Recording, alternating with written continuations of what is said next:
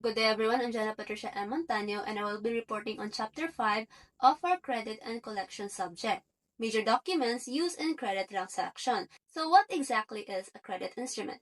To simply put, a credit instrument is a document that proves a credit transaction exists. When two parties agree that one will pay the other at a future date, that agreement can be written down into what we call a credit instrument. It gives the creditor legal rights against the debitor and spells out all the agreed conditions. Credit instruments have two defining characteristics. First, payment is deferred, meaning it is not paid right now but at a time later. Second, the debtor-creditor relationship is formally established in writing. Why a written instrument matter? So the problem with verbal promise is that it can actually be understood or forgotten. A human memory is not reliable. A written instrument, on the other hand, is precise and it records the exact amount, the interest rate, and the payment. Cannot be denied or changed later without both parties' consent. Credit instruments are also transferable, dispute resolution, and liquidity. This means the creditor does not have to wait for the loan to mature. They can sell the instrument to someone else and get their money sooner. So example, imagine you lent money to a friend and they sign a promissory note. 6 months later, you need cash urgently. Instead of waiting for your friends to pay, you can sell or assign the promissory note to another person, and that person collects from your friend instead. Credit instruments are classified in 4 ways: by acceptability, by form, by function, and by negotiability. Limited. As to acceptability, instrument can be of limited or unlimited acceptance. Government money and banknotes circulate freely everywhere. All other instruments depend on the credit standing of whoever issued them. As to form, instruments are either orders to pay, which involves 3 parties, or promise to pay, which involves only 2 parties. As to function, they serve as credit money, commercial credit instrument, or investment credit instrument. As to negotiability, they can be negotiable or non-negotiable. Negotiable instruments allow the holder to legally transfer ownership and collect payment in their own name. Example, acceptability. Philippine peso bills are of unlimited acceptability. Why? Because anyone accepts them without question. But a promissory note signed by a random individual, you would first want to check if that person is creditworthy before accepting it. So that is limited acceptability. Orders to pay and promises to pay. An order to pay involves 3 parties: the drawer, who gives the order, the drawee who is ordered to pay, and the payee who receives the payment. A promise to pay involves only 2 parties: the maker who promised to pay and the payee who receives the payment. Example in order to pay. When you write a personal check, you are the drawer. Your bank is the drawee.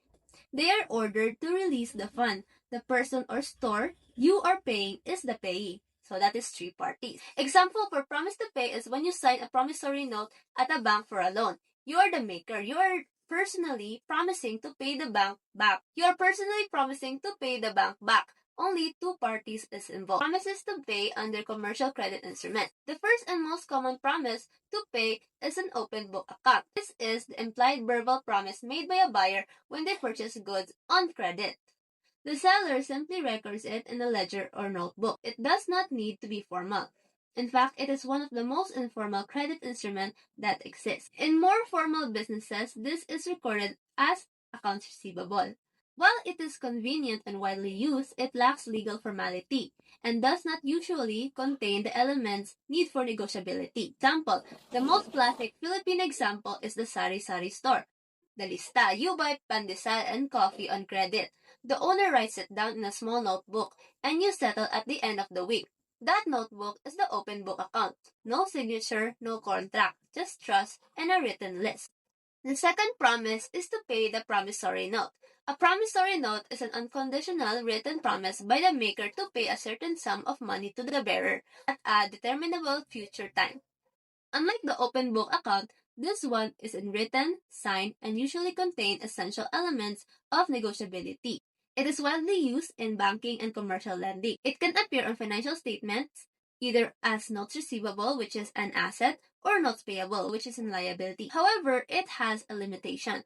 It is inflexible. Once you sign a promissory note, you are locked into the payment terms. You cannot take advantage of any early payment discounts the way you might with an open book arrangement. So example, when you take out a personal loan from a bank like BPI or BDO, you sign a promissory note.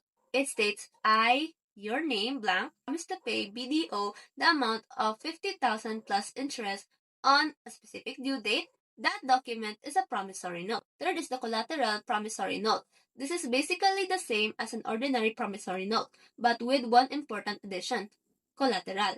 The collateral is stated either on the face of the note or on a separate attached document. The value of the collateral usually exceeds the loan amount, giving the creditors a safety net in case the debtor defaults. Collateral can be shares of stock, bonds, warehouse receipts, property under chattel mortgage, or trust receipt. It is more secure than a plain promissory note, but it carries the same disadvantage of being inflexible and inconvenient. The fourth promise to pay is the commercial letter of credit. A commercial letter of credit is a written promise from a bank to honor drafts drawn by a specific beneficiary under the conditions stated in the letter. In simple terms, the bank steps in and says we guaranteed payment as long as the terms in this letter are met, constituting its own creditworthiness for the buyers.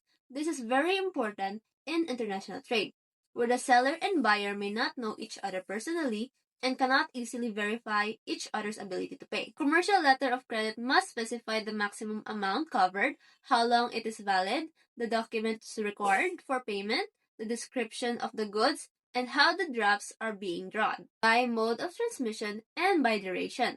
By mode of transmission, a circular letter of credit is addressed to all correspondent banks in general. Specially advised letter of credit is directed specifically to one notifying bank, which then informs the beneficiary. By duration of credit substitution, a revocable letter of credit can be modified or withdrawn by the bank at any time before the beneficiary draws on it. An irrevocable letter of credit cannot be cancelled or changed before the specific date, making it the preferred and more protective type. So, example in irrevocable, the bank cannot cancel the LC before the agreed date, even if the buyer changes their mind. The exporter is protected. It is letters of credit, bank obligation, and reimbursement.